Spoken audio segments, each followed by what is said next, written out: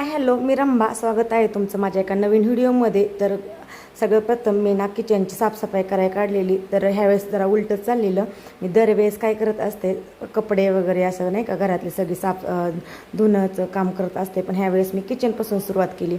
सगळे किचनच्या खालचे जे कप्पे आहेत माझ्या किचनना असे स्लायडिंग आहेत, त्याच्या खालचे जे कप्पे आहेत त्याच्यात ते मी काही डबे बरण्या वगैरे काही ठेवत असते, ते सगळं क्लीन करायला काढलेलं. साईड बाय साईड स्वयंपाक पण चाललेला.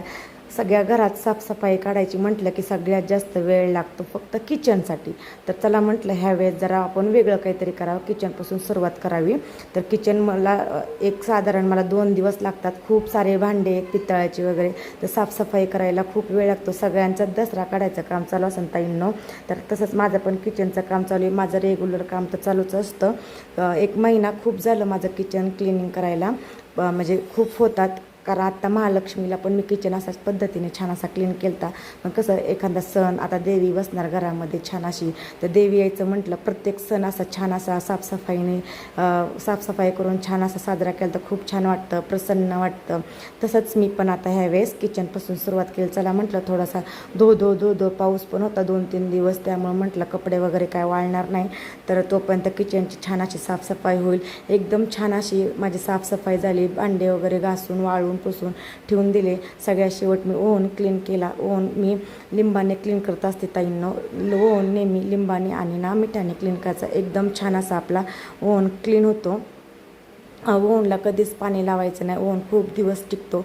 ओव्हन नेहमी आदनमधनं ओल्या कापड म्हणजे कोरड्या कापडने पुसायचा. आणि जास्त तेलकट वगैरे झाला असेल तर आपण लिंबू आणि लिंबावरती थोडंसं नमक टाकून तो छान असा स्क्रब करून घ्यायचा आणि क्लीन करून घ्यायचा. अशा पद्धतीने सगळं माझी आज साफसफाई झालेली.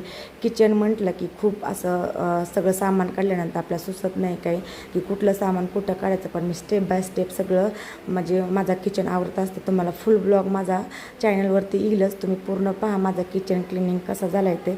तर हा व्हिडिओ कसा वाटला कमेंट करून नक्की सांगा. आणि व्हिडिओ आवडला असेल तर व्हिडिओला लाईक करा, शेअर करा, कमेंट करा आणि सबस्क्राईब करायला विसरू नका. तोपर्यंत बाय बाय आणि भेटूया एका सुंदर अशा नवीन व्हिडिओमध्ये. तोपर्यंत सगळ्यांना बाय.